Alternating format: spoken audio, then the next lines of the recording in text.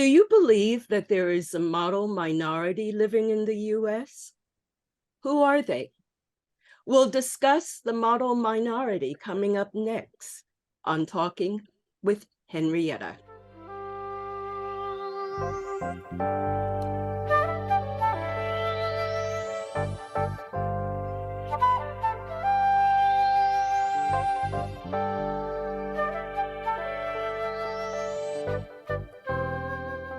Hi, I'm Henrietta. Welcome to my show. For several decades, many of us have heard the term model minority to talk about Asian Americans in the US. But how did this term come to be? And are Asian Americans really the model minority? I have 4 Stanford University professors with me today to discuss this subject. They're doctors Ronald Hu, Robert Wang, Brian Lin, and Ronak Trivedi. And I'll go back and introduce each of them separately. Dr. Ronald Hu is a clinical professor of psychiatry at Stanford University, and she works as the medical director of the acute psychiatric inpatient unit at Stanford Hospital, where she specializes in the care of those with serious mental illnesses, including schizophrenia, bipolar, and depression. Dr. Robert Wang is an instructor of medicine at Stanford University, where he is a gastroenterologist who seeks to use both science and his clinical practice to improve the prevention, diagnosis, and therapy of digestive malignancies. Dr. Brian Lin is a clinical professor of medicine at Stanford University, where he is primarily a care physician, a primary care physician, educator, and researcher. He is the co-founder and co-director of the Center for Asian Health Research and Education. And my last guest, Dr. Ronak Trivedi, is a clinical health psychologist and assistant professor with the Department of Psychiatry and Behavioral Sciences, and Director of Caregiving and Family Systems at the Stanford Center for Asian Health Research and Education. She is interested in improving the health of South Asians with serious illness, and she envisions building healthcare systems that provides culturally attuned care to both patients and their family caregivers. Now, we'll be going back over each of your introductions as you talk to talk about how you perceive the model minority description. So let's begin. Where did it come from? And just how do you see it applying? How did it happen to be applied to Asian Americans? So any of you who'd like to begin? So my understanding, we're a bunch of physicians and not historians, so take this with a grain of salt. My understanding is that the term arose in I think sometime in the 60s, around the time when, the post-war era, that, the Asian American community was perceived as having some great economic and educational success. I think it was specifically from the New York Times, referring to the Japanese American community. And then that was before my time. And then in the 80s, I distinctly remember this. There was a cover photo of Asian American whiz kids. I think it was in the late 80s in Time magazine. So this, and we refer to it not just model minority, but model minority myth. And there's a reason we use the word myth associated with it. But I'll leave it to my colleagues to discuss their views on that. Any of you would like to add to that, the origins of the term? Thank you. Lynn has, oh, go ahead. Go ahead, Rona. Dr. Lynn has a better memory than I do, but yeah, we can talk a little bit more about the repercussions of it, that it serves to other people and divide people from each other. It provokes envy. It causes people's needs to be unrecognized and unmet. But I think Dr. Trivedi wanted to talk a little bit more about the history as well. No, I think, Dr. Hu, I think hit the nail on the head that what is a challenge of this. And I just wanted to point out that it's a stereotype. And I think labeling it as such is really important, because as with all stereotypes, we can perpetuate false notions of a group of people that represents basically 2/3 of the world, right? And it also causes divisions, not only within the Asian community, but also with other minorities, because it perpetuates this idea that other racial and ethnic minorities could also achieve the same level of success that's kind of wrapped up in this model minority myth if they just put their heads down and work hard like the Asian people do. So as you can see, there's a lot of layers of problems to the sentences I just stated. And I think I'm assuming going to be talking more about the challenges of being parts of this community, as well as the implications of being labeled as such. So on a personal level, have any of you run into that in your education or as a professional? Has it affected you on a personal level?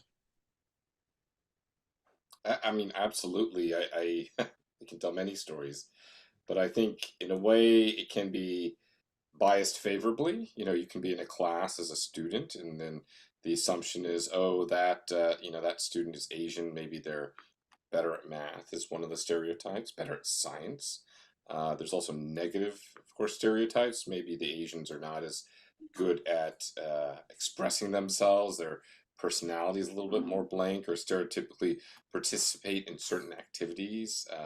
With the recent Supreme Court case litigating affirmative action that was brought up with Harvard. Harvard admissions had consistently ranked Asian applicants as having less of a dynamic, or I forget what the ranking scale was there.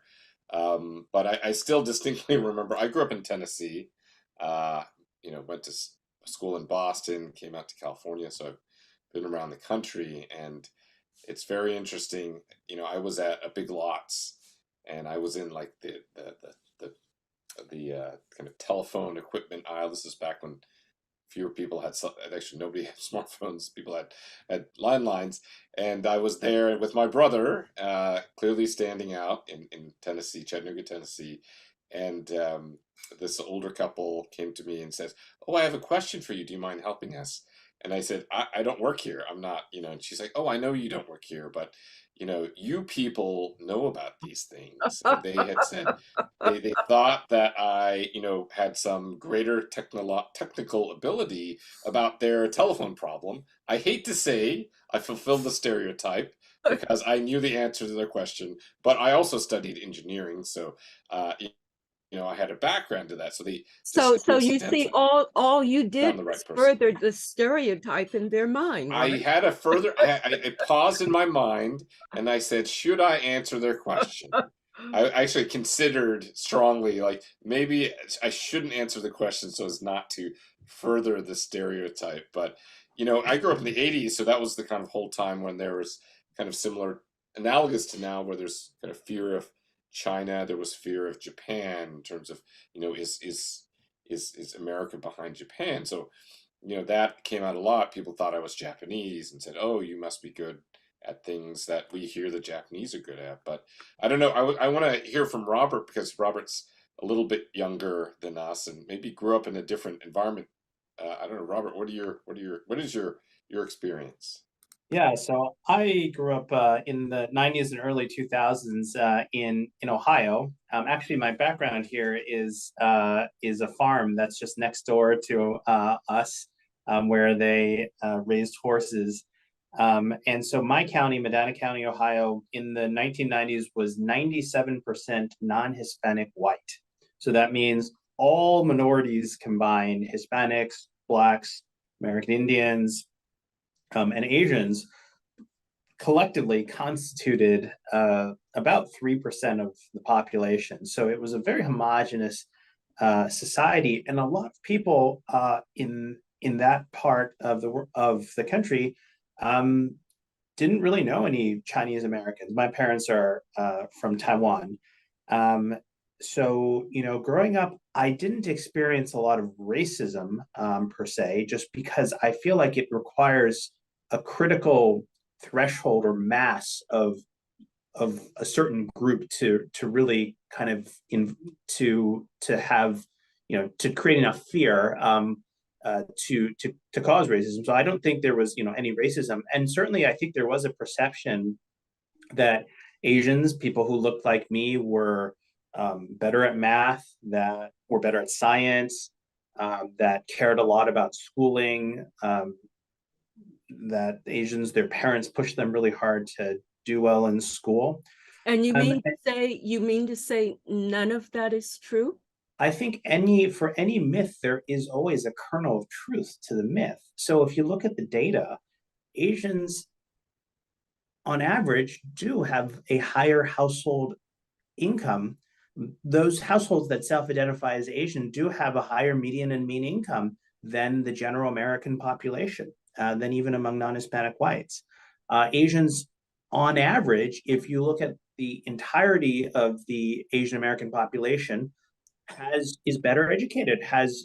There's a higher percentage of Asian adults with tertiary degrees, with graduate degrees, compared to the average population and compared to non-Hispanic whites. So there is some element to truth in that, if you measure success in terms of social and economic achievements or characteristics, Asians as a aggregate, you could see why some people might think that. But I think, to Dr. Trivedi's point, generalizations are also incredibly dangerous, and they can cause great harm. And I think where this can, in particular for Asians, can cause great harm is that Asians are not one entity. We don't look alike. We don't come from the same background. We don't speak the same languages. We don't eat the same foods at home. And so when you disaggregate Asians out into smaller groups like Japanese Americans, the Japanese American population, for instance, there have been Japanese Americans for over 100 years because they came, far earlier than other groups. Now, I should say to you, when I asked that question, I wasn't completely serious. But you asked it. It's an important point to make, that yes, there is some truth to the fact that on aggregate, Asians do have higher social and economic and educational attainment compared to the average American household. I think we just have to acknowledge that early on, that there is some truth to this, but there's also danger to generalizing too broadly. Yes, and at the same time, what that overlooks is the percentage of Asian Americans who also fall among the poorest in the country. And I think that's precisely the purpose of tonight's talk, is that concept that by generalizing too broadly, we are at risk of ignoring very substantial economic disparities and health disparities for certain portions of the Asian American community. That's So, Dr. Who. So I have some historical examples of what you're saying, not historical like from history, but from my own history and with patients.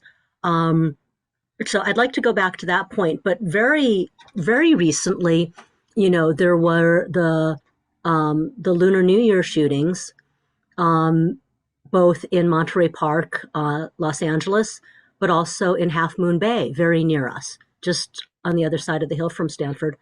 And I went out there immediately afterwards and found some of the most miserable living conditions among Chinese, non-English speaking farm workers who had been there for years, and most people didn't know they were there. And because no one really knew what to do about them, there's been, I think, an underappreciation of their needs. And then so they're quickly othered from the rest of the sort of model minority thing. And then they get shamed and blamed. It's like, in the same way the model minority myth can be used can be weaponized, can damage other people who it's sort of like, why aren't you like them? These farm workers, it's sort of like, why didn't you, I don't know, study harder? Why don't you go back to China? And not appreciating that these are people who have been working their absolute hardest, supporting multiple generations of family members. And it makes them less than. So that's a recent example. And then, you were asking about things in our own life. I remember when I was doing an obstetrics rotation in medical school, and the white male resident told me, the medical student, that Asian women felt less pain. And this was with a little bit of admiration, but it was, it completely surprised me. And so then the next woman who went into labor went, and he said, what's this tongue clicking thing that they do? And I said, that's pain. And I think I spent a long time being angry about, as a medical student, I couldn't say much, but I thought about all of the women who had, third degree tears and, didn't get sufficient pain medication, partly because of this sort of myth of them being more stoic and so forth. But then later I also thought about internal reasons for this. So this was someone who maybe didn't know how other groups expressed pain, and then just assumed that this was like a good thing. But then when I gave birth to a 9.5-pound baby, many years later, my own mother said, above all, don't cry out. So in Chinese, 千万不要, 10,000 times don't cry out, 10,000 times don't wiggle around. And I realized that the model minority myth can seem protective, can seem positive for someone who is seemingly on the right end of it, but it's very much a two-edged sword. Let me just comment on that, because it's the first time I've heard that.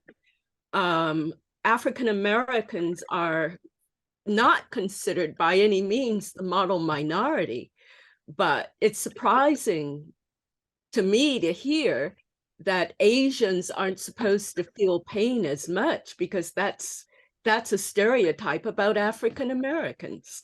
So Yeah. I wonder what other racial group is supposed to feel pain less than other people. And it makes us less human, right? Right. Or less needy when it comes to having medications. Less needy, but also, it's definitely a two-edged sword. Yes, Dr. Trivedi, any personal experiences on your part because of the model minority myth? Yeah, I was reflecting on this. So I actually grew up in India, where, as you might imagine, I was surrounded by other Indian people, more so than anybody else. And I moved to the US as an adult. And I was reflecting on where I might have experienced this in my professional life. And I remembered when I was a couple of examples. When I was doing my graduate work at Duke, the chair of psychiatry was Dr. Ranga Krishnan, an Indian man, and he was very beloved by his patients, and he had a very good reputation. And I remember I was just going to my office, and this woman a patient got onto the elevator with me, and she said, are you Indian? And I said, yes. She said, are you related to Dr. Ranga? And I said, no, because there's a lot of us, we're not all related. But then she took my hand and she said, you all are so nice. And it was this moment of suddenly I was being grouped in. So again, it's a double-edged sword. Like, she was, in her mind, she was giving me a compliment, right? She was saying, the very fact that you have brown skin, like this doctor I really like, means that you must be nice. And I was like, who is all you all, right? And I was like, you haven't met a lot of people I've met, obviously, right? Many people I'm related to, I can guarantee you, would not fall in the bucket. But I think that it's sort of this, it perpetuates in these ways in a professional context that is, I'm not even there as their provider. I was just in the elevator, happened to be going to the same floor. And the other place was, Dr. Wong mentioned that he grew up in Ohio, and I did some of my training in Wisconsin, which is Dane County, Madison. Dane County is 95% non-Hispanic white. Me too, by the way. Oh, Yeah, I have a Madison, theory. Wisconsin. Everybody is 6 degrees away from Wisconsin. This is a true story. And there was one of the physicians one of the units we worked on, one of the physicians was from India, very dark skin. And a lot of people kind of associate, they, compared to the other doctor who was white, they said he was nicer, he was kinder, he was softer, all these things, but they also referred to him as that boy. And it was hard to sort of witness this, to have your patients refer to a physician in that way that was clearly harking back to some really problematic language, because they just thought, oh, he's dark skinned, and that's why, so that, get me that boy. That, it's like, you mean the doctor? It's like, yes, the boy. So when you said, do you mean the doctor? Did the person yes. come back with you still with the boy? Yeah, so they were referring to the doctor, the physician. Yes, I understand, as the boy. Yeah. Yes. And when you corrected them, when you said, you mean the doctor, did they come back and say, yes, the boy? Yeah. So they to them, that was an okay way to sort of refer to the person who was on, the attending on the unit, basically. So I think I think both of those are not an example of model minority in that same way, but I think each of us are illustrating how each story we can come up with that says, oh, we were putting in this nice bucket. Also, we have stories of how that either we witnessed somebody being harmed as a result of this myth, or we ourselves were harmed as a result of this myth. So, since you all work at hospitals at various levels, how does this myth affect your patients? Or do you see it affecting your patients? I've started a clinic at Stanford specifically for Asian patients, and it comes up all the time. The flip side of Dr. Trivedi's experience of, oh, you're so nice, is that you don't ever get to be not nice. You don't ever get to be angry. You don't ever get to be sad. And so,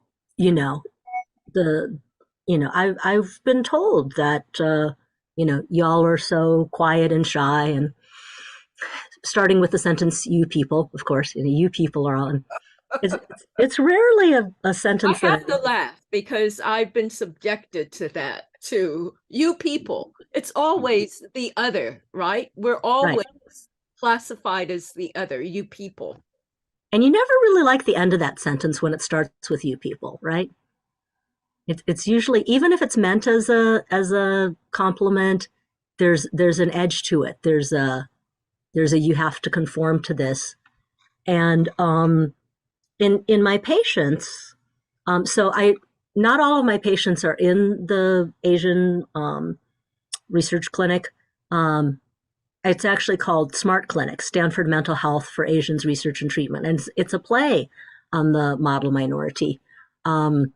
My daughter says that it should be called SMAFART Clinic because it's Stanford Mental Health for Asians Research and Treatment. So you can call it that if you like. I'm thinking calling it SMART, doesn't that kind of reinforce the idea that is something that we're kind of being ironic about? And And it's good for people to bring up that discussion. We put that there because we wanted it to sort of decrease stigma, so that if it's in their phone or whatever, that it's hard for a lot of Asians to talk about mental health. And so we wanted people to be able to come to the clinic and not be hampered by judgy relatives or friends and neighbors. But a lot of the research on Asians and mental health is that young Asians are at a higher risk of suicide than their non-Asian peers. Perfectionism is a very high risk factor for depression, and the model minority myth of you have to get into a good college or you're not normal, or what's wrong with you. You have to be perfect. You can't have any needs. That's very damaging. Now, I'm just wondering, we heard several years ago from the Tiger Mom or about Tiger Moms. So I am wondering, this pressure, how much is it coming from the family itself? Having nothing to do with the model minority myth, or is that pressure also part of it related to the outside minority myth? I think it all feeds into each other, right?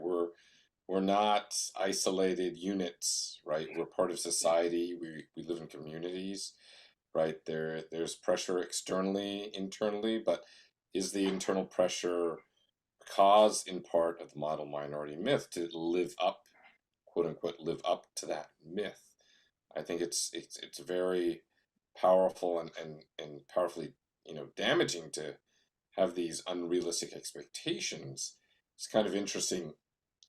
There was a comedy group that Doctor Who, I think you saw a little bit of at a panel she was on recently, and jokingly, they're an Asian American comedy group, and their goal is to use comedy to improve mental health among Asian, well, actually all youth, but they have a particular interest in Asian youth, being Asian, and they joked around that because I studied engineering and medicine, that I'm kind of a double threat, right? Asian parents' dream, and that's very damaging. It's unrealistic. I mean, it just happened to be coincidental because those were things I'm interested in, but it can be damaging if the child is not interested in medicine, not interested in engineering or any of the other kind of areas.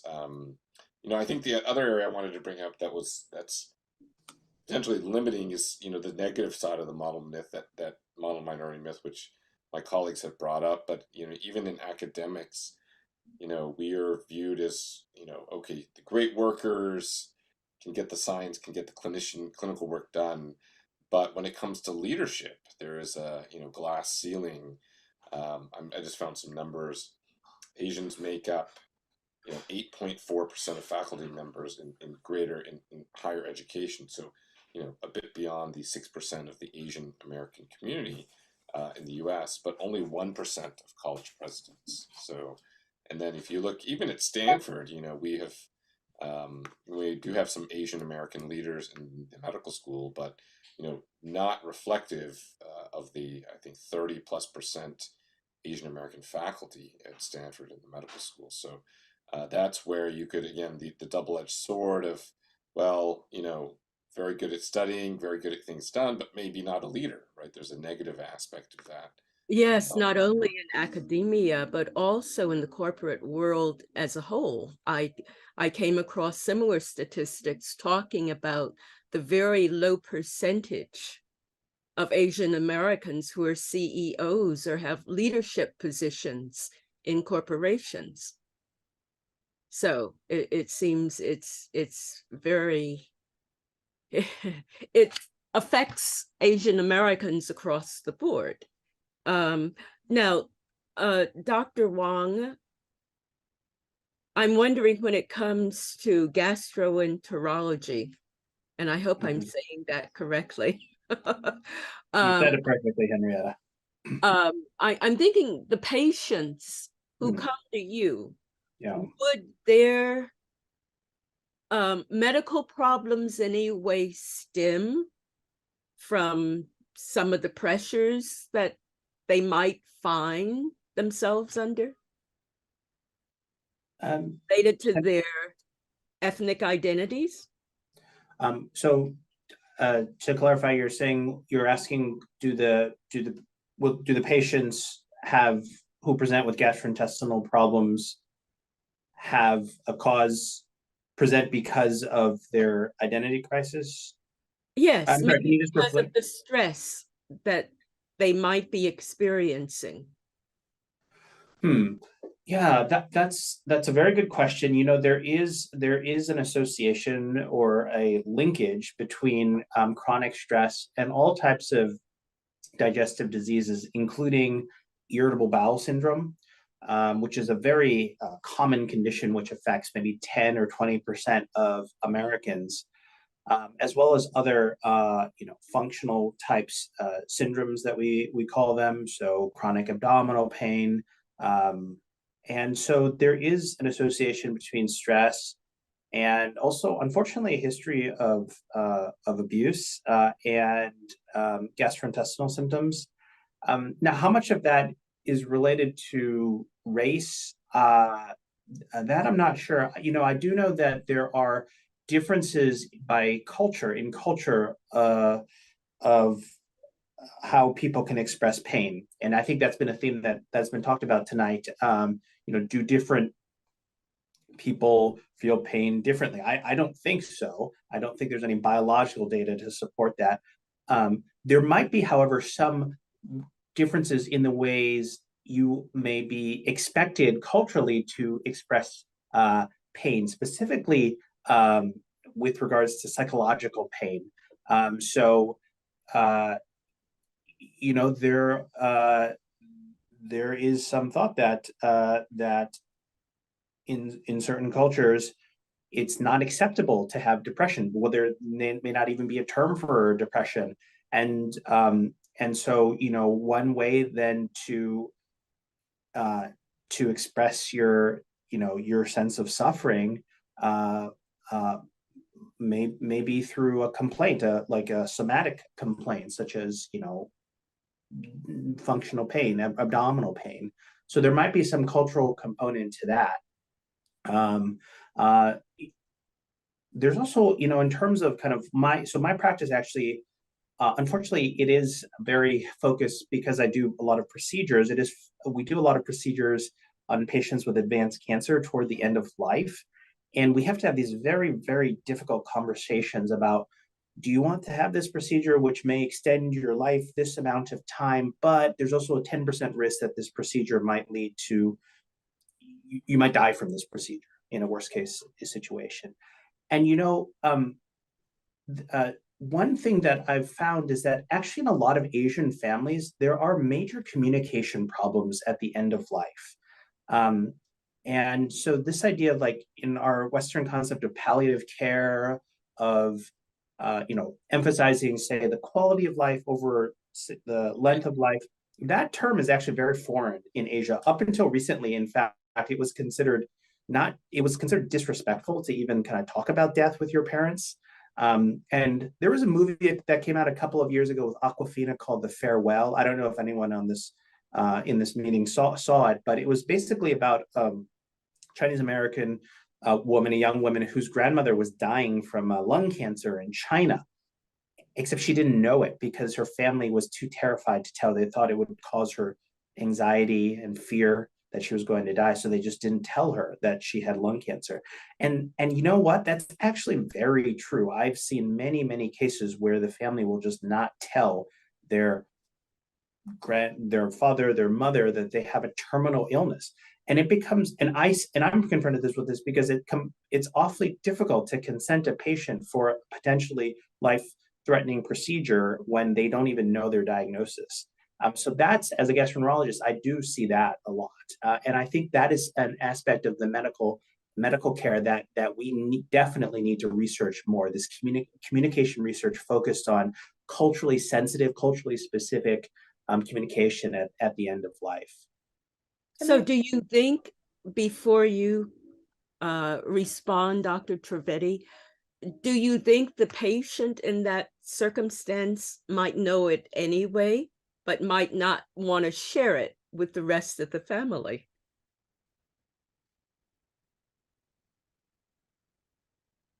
Dr. Wong?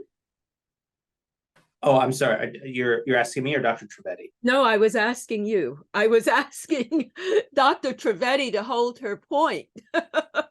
While Oh. I asked you, do you think the patient who might be dying knows it anyway, but does not want to share it with the family for fear the family might be upset? Yeah, that I don't know. That is a very interesting question, that maybe that secretly the patient really knows that something is really wrong, but they don't want to cause grief or harm to their family. I don't know. I honestly don't know. But what I do know is that this type of problem is just not appreciated, not being talked about. Though I guess this movie, The Farewell, that things like that are hopefully will make a difference. And I think that there needs to be more attention and more money and funding for research that focuses on this type of these gaps in communication, and the importance of culturally sensitive and culturally specific communication. Sure, Dr. Trivedi, you might have wanted to respond to that, but I'm just wondering if you find communication issues such as that one as you're dealing with some of your patients. Yeah, and actually, Dr. Wong, I just want to pick up where Dr. Wong started. So we have a project that is actually looking at breast cancer survivors who are South Asian women and their family caregivers. My expertise is focusing on how patients and families together manage chronic and serious health conditions. And so we talked with survivors, we talked with their family members, and we also talked with some providers to talk about culturally attuned care. And this is very much a real phenomena where people are hiding diagnosis of cancer specifically to our population because it's a heavily stigmatized condition. There's a lot of myths around cancer in the South Asian community. So they're hiding it, but they're also, as Dr. Wong said, hiding it from their family. So family members may not know that somebody who is a parent is diagnosed. And there's, of course, the end of life piece of it, but people might be entering treatment for what is a chronic condition of cancer, but they're often also not told what the diagnosis is. So it gets really complicated really fast. So we are learning more about the communication styles and what people want to learn. But now I have a question for you, and forgive yes. me for interrupting. No, please. It seems to me if you call any hospital or want to speak to any doctor, the first question is, are you calling for yourself? And if you're calling for somebody else, well, I'm sorry, I can't give you that information because it's private information related to the patient. So wouldn't the patient be the first one to know whether they had cancer or not? No. Why would their family members be the ones to know? If you've attended visits with a loved one, you know, sometimes that is, you're basically implying this person can be present for this conversation. There's HIPAA waivers, and of course, there's language barriers. So a lot of times people are bringing a family member because they don't speak the language, or they're not as fluent to understand medicalese. And so there's a lot of filtering that can occur in that step alone for the language. And sometimes the patients themselves might say, I don't want to hear it. You tell them. I don't want to know if it's anything bad. I just need to focus on staying positive. And that's something you hear a lot too in this serious illness population, that I don't want to know the details. You tell them. Don't give me the diagnosis. Don't give me the label. They will handle it. So they are giving permission a lot of times tacitly or sometimes explicitly to have that kind of dynamic take place. And, I think it gets really complicated for healthcare providers actually in the situation. We just finished some analysis of our provider data, and we actually find that providers actually feel really torn about this when they do not find that they can provide their evidence-based medicine because the families are pushing back against providing good pain management or making sure that people are being aware of their choices and their options. So that's, I think that to Dr. Wong's point, I just wanted to unpack it a little bit for some of the work we've been doing. I also want to pick up something that Dr. Hu mentioned in terms of some of the statistics of the mental health issues in the world that I live in, with the looking at unpaid caregivers. So there's a family and friends who are helping a loved one or a partner or somebody taking care of some health conditions. Compared to other groups, Asian Americans are most likely to report feeling trapped in that role, feeling that they don't have a choice to play that role because they have to live up to that expectations of taking care of their family member, and they can share within the community if they're feeling stressed and burdened. So that adds to compounds the mental health challenges that they already experience. Add on top of that they're less likely to seek mental health care, as Dr. Hu's work and her clinic sort of are testament to. Then you have this double problem, is that you can't talk to anybody, so you continue to kind of have to hold it inside. So it's the model minority is kind of an outside looking in stereotype, but there's also a lot of layers to how a lot of these stoicism and other sort of resilience is internalized within the community as well. So what's the solution? And I know it's not a simple answer. I would think it's not a simple answer. But what do you think can be done in terms of dispelling the model minority myth from the public at large, and also lessening its effect on individual members and families? I think there's a lot of things that can be done because it's multifactorial.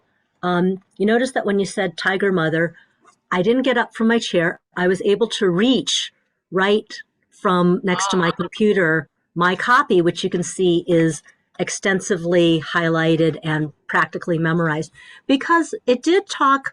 I'm not saying that we should follow it because it's not a how-to book, but it was very honest about a lot of the pressure that comes from within families to live up to this myth. So one of the things is to help the families themselves understand that the model minority myth is damaging and that they shouldn't be trying to live up to it, because it makes people seem invulnerable when they really are vulnerable. And as Dr. Trivedi was saying, the statistics are that only 1/4 of the people, of Asians that need mental health help, will go and get it. So that means 3/4 are not getting it. And then even though about 1/3 of non-Asians going to a clinic might not show up again after the first visit, half of the Asians will not come back afterwards. And they're, if they finally get up the courage to get there, then they feel like, oh, this won't help, or they lose faith in it right away. So just adding on to what Dr. Trivedi was saying. So one thing is within the family. A lot of the Asian families have come from, Dr. Wong was saying, Japanese Americans are often here. It's the only group where the main language spoken at home is English these days. So most Japanese Americans are second, third generation or more. Everybody else came from somewhere, often fled conditions that were difficult. And so a lot of times they've been traumatized by whatever caused them to have to move. And then they become very scared and very rigid in their thinking. And then they try to perpetuate that the only way out is to adhere to the model minority myth. So it does include the family members, but also amongst everyone else, I think not othering one another and not saying, so when I have had family member, or I have had family, friends, whatever, say, oh, well, we're like this or you're like this, and why can't other people like that? And I try to stop them right away and say, that's not helpful. They're And they say, well, why not? We're complimenting you, and other people should be like you. And then I try to have a conversation, if I can, about the why not. I'm old enough to remember that when 4 white police officers beat Rodney King, Koreatown got burnt down. And so when we're othered and divided and then, we're made less human, and then they say, oh, but you get to be a little better as long as you aren't one of them. And then, that's very damaging. We're all ultimately in the same boat. We all really do want to have our lives be okay. Dr. Trevedian talking about caregivers and Dr. Huang and talking about, end of life decisions. What is the mortality rate of the human race? 100%. I borrowed that from someone. I'll have to pay her a nickel afterwards for borrowing that. But, we all feel pain. We all have needs, and we will all ultimately die. And so arguing with each other or setting up these sort of awful, one up, one down, it's not a zero-sum game. We're really all part of the same humanity. Yes, and I'd like to ask that question of the rest of you, and I'll get back to it, but I have 2 team members in this discussion, and I'd like to give them a chance to see if they might have a question or an observation. So Yuki or Tonga Victoria, any questions?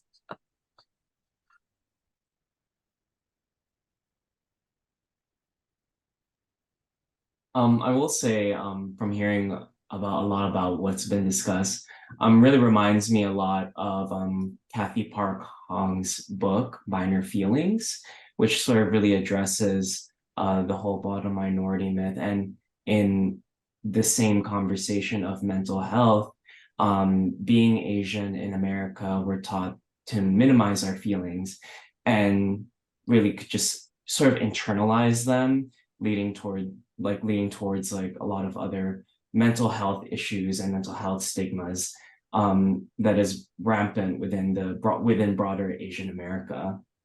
I thought that was at least this conversation really reminded me of that book. Tonga Victoria. Tonga Hi, Victoria everyone. is from Tonga, and Yuki, tell them where you're from. Oh, I'm from Saipan, Northern Mariana Islands. Tonga Victoria. Hi, everyone. I'm not from Tonga, born and raised in East Palo Alto, but my parents are of Tongan descent. I currently live there for a majority of the year, doing work there, and then also stateside. And it's such a pleasure to be in this space tonight. This is definitely not the typical space that I'm usually in. Definitely not with MDs and doctors. But nonetheless, I'm so grateful to be in this space. And I wanted to share with you all one of the things that I've been working on today is looking at our AAPI Heritage Month in review.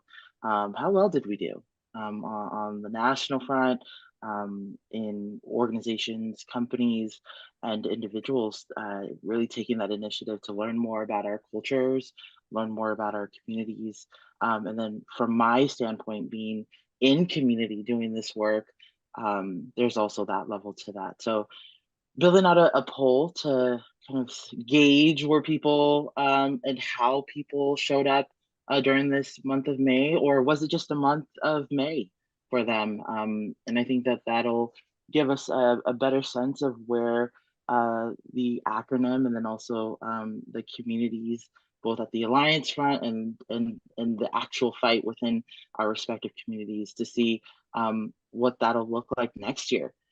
If this is something that is going to be ongoing, I think for the rest of the future of America, there's always going to be that month, that AAPI month, and I think more and more our grassroots orgs are seeing both the opportunity and then also the constant conflict of being in community with groups, ethnicities, cultures that are so vastly different, which I think is beautiful.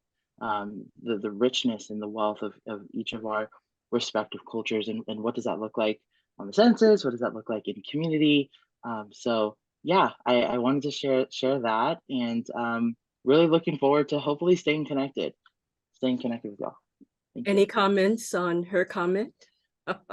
No, I think both of your comments, Yuki and Tonga, are really, I guess it relates to your question, Henrietta, about how do we kind of address this myth, is that it's really the generational change, right? Perceptions change with very slowly. I think speaking to what Doctor Who was saying, I think each generation, I hope, we are getting better at seeing each other as people, as Doctor Who said, and not as groups or stereotypes. And I see that among the Stanford students. I mean, one of the wonderful things about being at Stanford is we have patients and postdocs and graduate students, but we have undergraduates and even high school students who come to campus. And I can see that myself, having grown up, in the 70s and 80s, and things have really changed. Students are very respectful of each other, where they're from, their identities.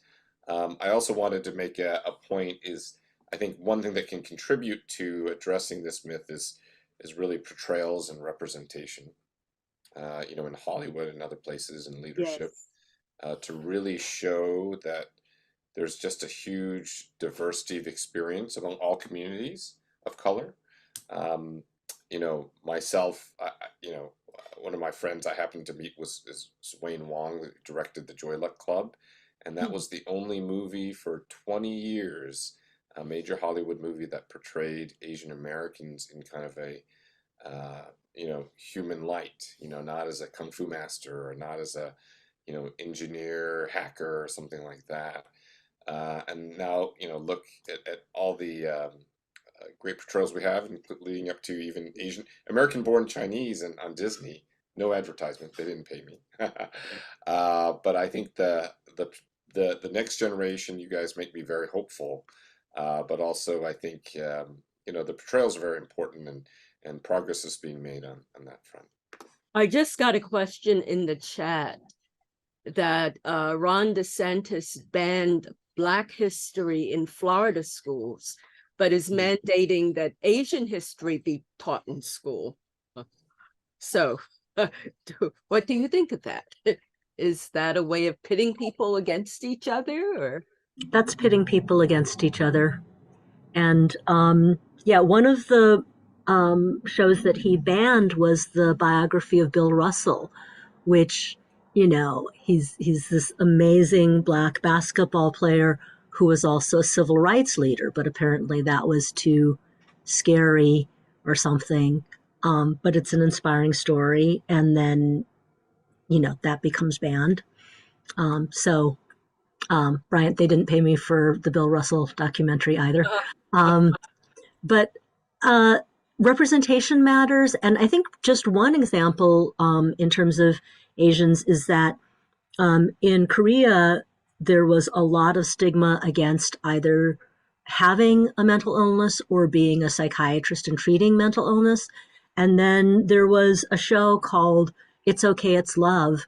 And overnight, the rates of people applying for psychiatry residencies went up because it was acceptable to have a mental health issue. It was acceptable to talk about it.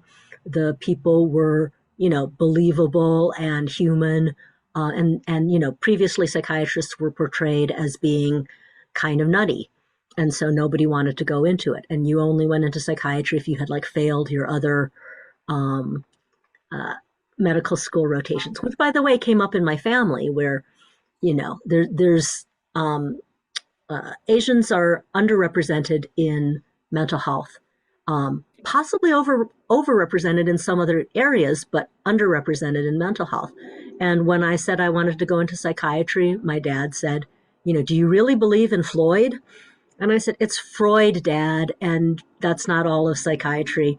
And my mom said, but you got honors in ophthalmology. And I was like, I did. And it's sort of like, so why aren't you going into ophthalmology? Because I don't want to go into. So there was this whole idea of psychiatry, mental health, the patients, the practitioners all being at the bottom of this. And representation is key in being able to talk about these things and making it okay. Sure. And are there other things that you could think of? Dr. Wong, Dr. Trivedi, that you think might be key also? Yeah, I mean, I think my colleagues touched on I think the major themes to combat the model minority myth.